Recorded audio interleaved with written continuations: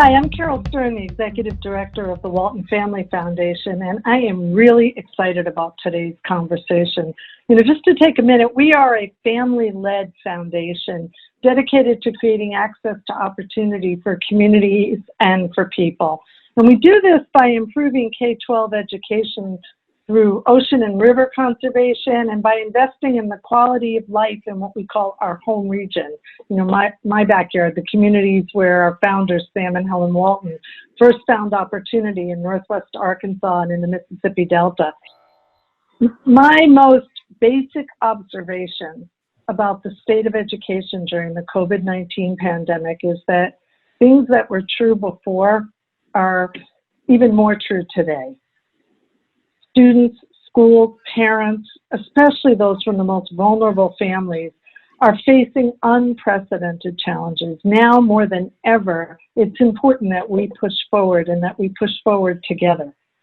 Shockingly, up to 400,000 teachers live in households without access to the internet. But 16 million K-12 kids, 1 in 5 kids today lives in a household without that connection, denying them that right to an education. And this digital divide and the other challenges that are facing students and families and educators are top of mind for my two guests today. And we have John King with us, who's President and CEO of the Education Trust, a national nonprofit organization that seeks to identify and to close the opportunity and achievement gaps. And we also know him quite well, as someone who served in President Barack Obama's cabinet as the 10th U.S. Secretary of Education. And then Robin Lake, Director of the Center on Reinventing Public Education at the University of Washington. Thank you both so much for joining me today and for presenting as part of this panel on this important conversation. Robin, let's start with you. What do you know about how systems are ensuring students have what they need to learn anywhere? It's great to be here. Thank you so much, Carol. Well, I think we can start with some good news, which is that I can point to many examples of communities that are showing it's possible to solve the challenge, to connect kids to learning. But the hard part is it requires determination, creativity, and strategic partnerships. So we can look to cities like Detroit, Atlanta, Chicago, some of our major cities in the U.S. who have pulled together, bringing the mayor, the superintendent, local businesses, and community leaders to make sure that every child has devices in those communities. San Antonio School District converted a 3-year plan to provide devices to all kids to 3 weeks of delivery. Some amazing feats. And so there's strong commitment out there. I think devices are coming together for kids. Wi-Fi access has been a greater struggle, especially affordable and stable Wi-Fi. But there again, we're seeing some amazing activity from districts who are offering to pay for Wi-Fi themselves for families who don't need it, to Wi-Fi hotspots and buses, and states that are committing to addressing the issue. So it's clear this is a solvable problem, but as we look to the challenges ahead that include folks in districts waiting for supplies of devices to actually arrive at their districts just a week before school starts, to lack of affordability, to many others, we have to ask ourselves if we're serious about solving this problem and whether we're willing to marshal our resources. So Secretary King, maybe you'll comment on the size and the scope of the challenges in front of us, but also I'm interested, given Education Trust's focus on our nation's most vulnerable families and students, how do you think they're faring? What are their greatest needs right now? Yeah, well, this has been such a challenging period, and I appreciate, Carol, your leading us in this conversation. And the reality is COVID-19 has had a disparate impact, particularly on communities of color and low-income communities. It's had a disparate health impact.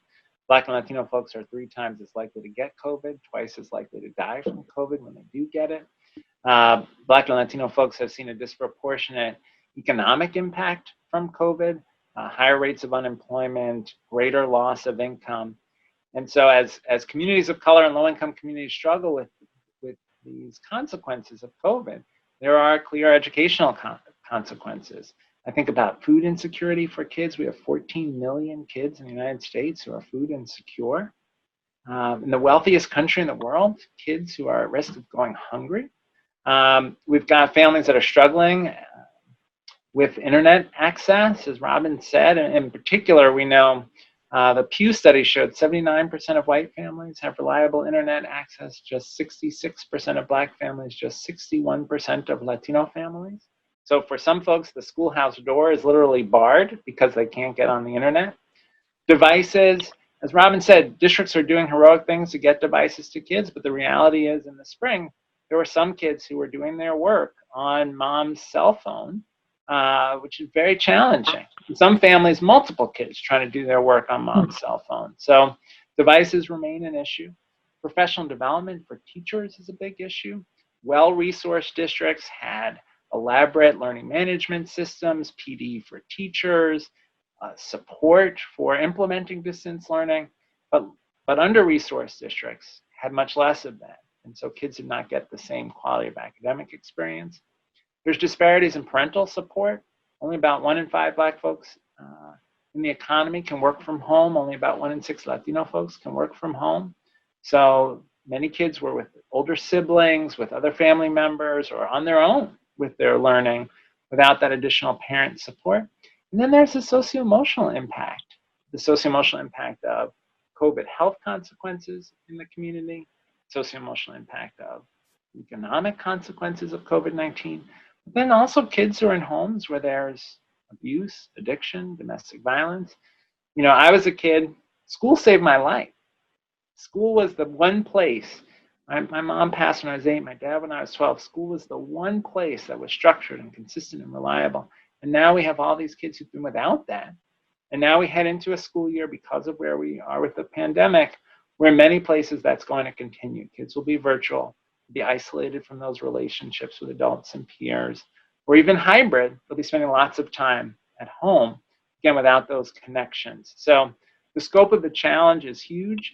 Robin's exactly right. There are some places that are stepping up to that challenge, and we ought to be lifting those examples up and encouraging more folks to make the investments necessary to support our most vulnerable kids. So picking up on that, on the more we ought to be doing, you know, Robin, what are 3 things that national, state, local leaders can do today to help students, parents, and educators succeed this fall? You know, some have already gone back, some are on the verge of going back. What can we do?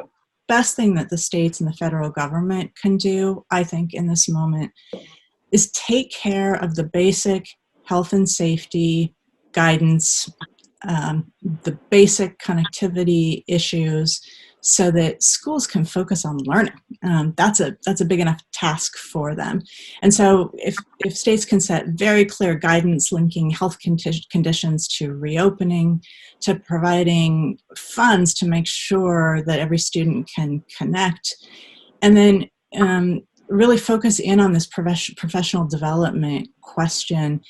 It is a really hard situation when school districts have to be their own epidemiologists, their own expert on professional development, all of the things that they have to be expert on. So can we leverage the assets of states to bring learning across districts and really get teachers the support that they need in this moment?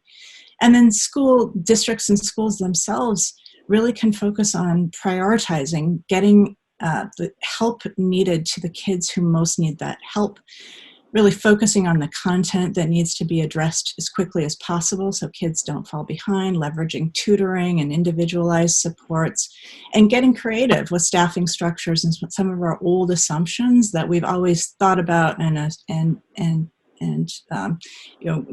thought inside a traditional building or a traditional school system box, but that if we play with those boundaries, maybe we can reach kids in fundamentally new ways. And so bringing that creativity, prioritization, acting with urgency and intentionality, and then finally just recognizing that it's easy to want to get back to normal. We all want to get there, but normal failed too many kids. And so let's think about the ingenuity we can muster in this moment and think about planting the seeds for making that possible into the future. So that was more than 3, but you get my point. No, I really appreciate your comment on back to normal, and that normal was not enough before COVID. So I really appreciate that. You know, Secretary King, I want to pick up on something you said about the emotional and the trauma that students are facing. I spent almost 14 years of my career working for UNICEF, and I saw firsthand what happens to kids in the wake of any kind of natural disaster or in an epidemic, and obviously now we're facing a pandemic, and kids are going to come back to the classroom this fall, and they're coming back. Some of them have been sick. Many of them have experienced the illness of a parent or a grandparent, or God forbid, a loss of a family member. Mom or dad may have lost a job. Housing situations could have changed. You pointed out food. I remember after the storms in Texas when we went in, the first time it rained in a classroom, I was in a first grade classroom. I watched little first graders quickly go under their desks. Teachers haven't been prepared for this. What are we doing to support the emotional support of kids, and what are we giving teachers to get them ready for this? Yeah. Or what do we need to be giving them? Yes, I mean, sadly, I think folks don't have enough support around these things. And as Robin said, an environment where folks are making cuts, often the first cuts are made to social workers, counselors, all the very supports we know kids need. So we need the federal government, state governments to step up with resources to support counselors, social workers, access to mental health services for kids and parents. We've done polling at the Education Trust, which suggests very high stress levels amongst parents. We've got to address that. We've got to focus on relationships. One initiative in the spring that I particularly liked was the Phoenix Union School District in Arizona had a Every Student Every Day campaign, and the idea was an adult with the schools, a teacher, a principal, someone at the central office, somebody was in touch with every kid every day to check on them, to see, do you need food? Do you need a Wi-Fi hotspot? Do you need help with math? Just so that kids would feel connected, that they would feel seen, that they would know someone cared about them, was paying attention to them. So we need that kind of focus on relationships. I think teachers need professional development and support around creating a positive socio-emotional environment for kids. The last thing I'd mention is we have to acknowledge we're also in the midst of another pandemic, which has been with us since the beginnings of our country, systemic racism. And there's a toll there too. Kids have watched and seen scenes of horrible violence by police against unarmed people of color. Kids have seen the conflicts between protesters and police, and sometimes abusive behavior by police towards protesters. That's a lot to carry. They've heard a lot of conversation about race. Maybe they've heard language that is racist and antagonistic towards people of color, towards immigrants. That's a lot for kids to carry, particularly kids of color. And so teachers also need professional development and support around talking about issues of race, helping their kids navigate through this moment of national reckoning around issues of racial justice, thinking about the books we read, the stories that we read, the history we talk about in class. How do we make sure those are inclusive and reflect our diversity as a country? So it's a tall order, what teachers and school districts need, but we know kids' socio-emotional well-being is essential to their academic progress and their readiness for citizenship and participation in our society. So this is a question to both of you. The American spirit in times of crisis is overwhelming. I've seen it time and time again in my years, again at UNICEF and now at the Walton Family Foundation. And the ingenuity that we are seeing, we are seeing some really creative ideas come out of our parents and our educators. It's really somewhat unprecedented. Give me some examples of some innovations that you think are particularly exciting or have showing particular potential. Two that I'm particularly hopeful about. One is the Tennessee Tutoring Corps effort. So Governor Haslam and former Governor Haslam in Tennessee and his foundation funded an effort to get college students to be tutors over the summer for kids who may have fallen behind as a result of school closures in the spring. And so what you saw there was tapping into the passion, energy, enthusiasm of young adults to address urgent needs for our young learners. And so that's exciting. I hope we can scale that. I hope the country will make a bigger commitment to national service. The UK, Netherlands are embarking on a kind of national tutoring corps effort. I would love to see us do something like that. The second thing that I'm optimistic about is the power of high quality instructional materials that a lot of times, too often, teachers are left to sort of figure out on their own from Pinterest or the internet what materials they're going to use the next day. And I think this moment of crisis around distance learning has caused people to say, well, wait a second, maybe there are ways that we might get a better impact for our kids if we use high quality materials, and those were available to all the teachers in our district, and we did sort of coherent support for everybody around those materials. So you do see some districts committing to high quality curricular materials informed by the science that we know about how kids learn to read, for example. So that's very encouraging about some systemic change that might last even beyond this crisis.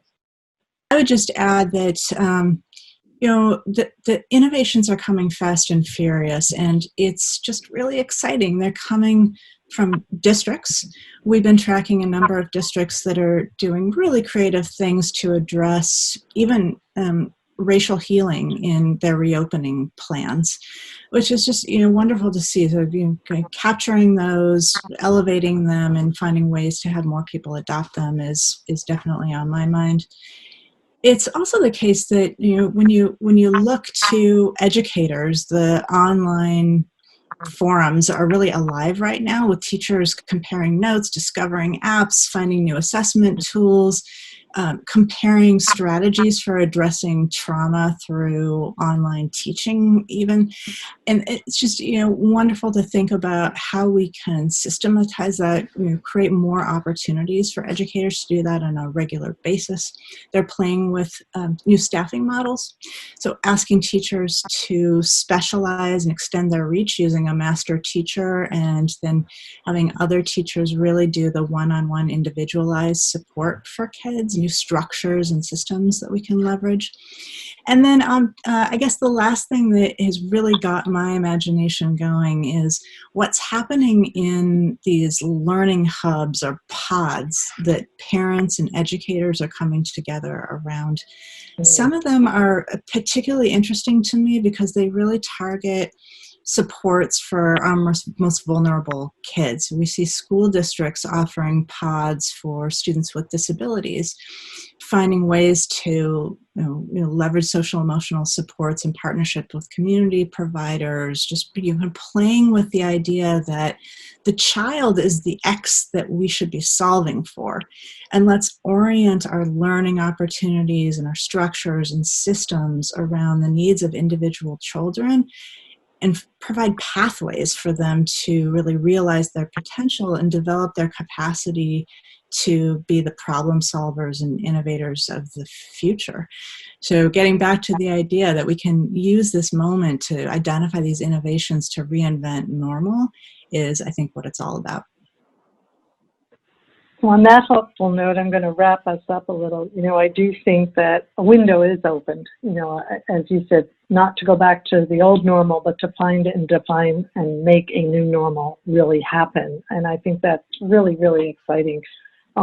Thank you to Secretary King. Thank you to Robin Lake. Thank you for your time today, but also for your leadership during this period. And thank you for what your organizations are doing. Both as the executive director of the Walton Family Foundation, but as a mom as well. I think we are all greatly appreciative.